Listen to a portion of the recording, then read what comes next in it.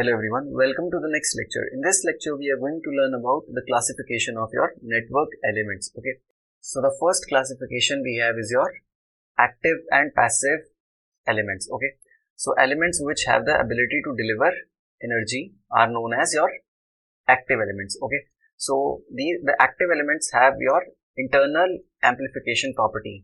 Internal amplification property. Okay, so what does that mean? So it means that they have the ability to amplify or to generate energy signals. Okay, so example of your active elements, okay, are your, for example, like batteries. Okay, then we have your diodes, transistors, amplifiers. Okay, so these are some of your active elements. Okay, so on the other hand, your passive elements don't have the ability to deliver power. Okay, so they can either they can store, or you can say dissipate energy. Okay, some examples of passive elements are your like resistors, inductors, capacitors. So for example, like resistors, they dissipate the energy in form of your heat. Okay, on the other hand, inductors and capacitors store energy in the form of magnetic and electric field respectively. Okay, one more thing you need to remember is like transformer also belongs to the passive element. Transformer is also your passive element. The reason for that is because unlike transistor, it does not have the ability to amplify power. So the power remains constant in case of a transformer. So power is your constant. Okay, so for that reason, it is also a passive element. Okay, so next classification we have is your bilateral and unilateral elements. Okay, so in case of bilateral elements, the voltage and current relationship remains the same irrespective of the direction of your current. Okay, so basically the property of bilateral elements remains the same, and it does not depend upon the direction of current. For example, like in case of resistors, inductors, okay, capacitors. Okay, so V by I relationship remains same. Okay, on the other hand, in case of unilateral elements, the VI relationship is different for two directions. Okay, so some examples of unilateral elements are your, for example, like your diodes. Okay, then we have your transistors. Okay, then we have your like amplifiers. Okay, for example, like let's suppose there is a diode, and this is the positive terminal anode, and this is the negative terminal of the diode, which is your cathode. So if the current is flowing in this direction, like from anode to cathode, it means that the diode is in forward bias condition. Okay, so it will conduct, it will work as a normal switch. Okay, so on the other hand,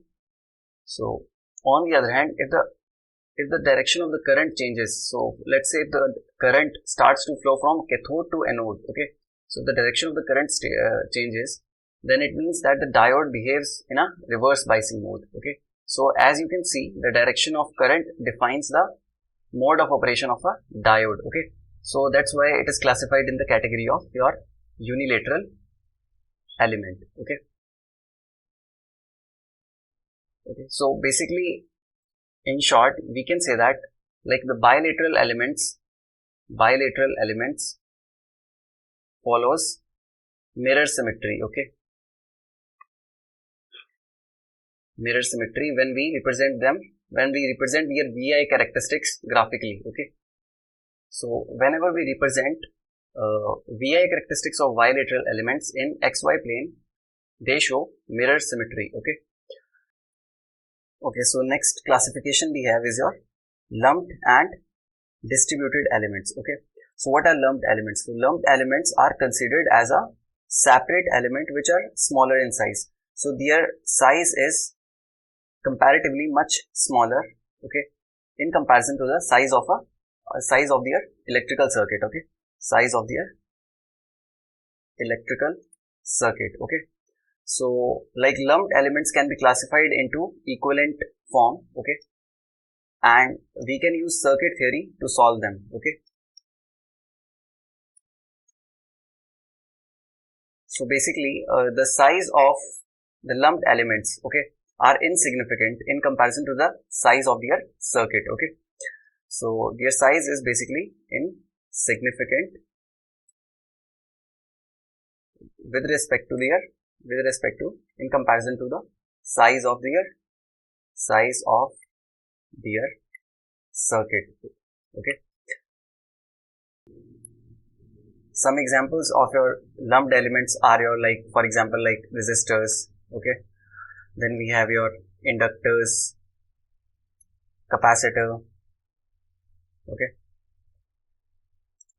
on the other hand, in case of your distributed elements, okay, so they are not basically they are not electrically separable. Okay, so they are distributed over the entire length of the circuit. Okay, so the size of the distributed element is significant in comparison to that of their, so they have a significant, you can say, significant size. Okay, so secondly we have is your that they cannot be reduced, so they cannot be reduced, okay,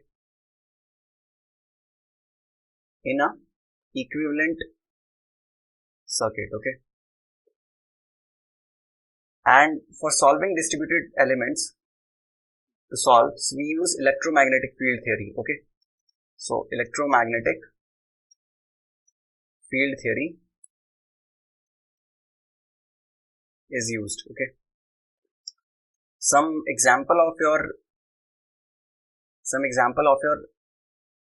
distributed elements is your transmission line. Okay,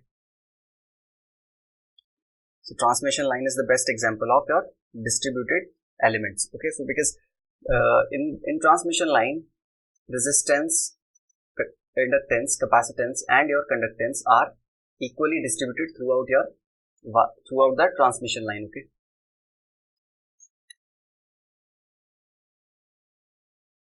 so the next classification is your linear and non-linear elements. Okay, so linear elements follows the property of additivity and homogeneity. On the other hand, non-linear elements do not obey either of the above properties. Okay, so what do you mean by additivity and homogeneity? So the homogeneity property requires that if the input, okay, is multiplied by some constant, then the output gets multiplied by the same constant. Okay, for example, let's say we have an input, let's say x of t, and it is giving us an output of y of t. Okay, so let's say it is multiplied by a constant, let's say k into x of t.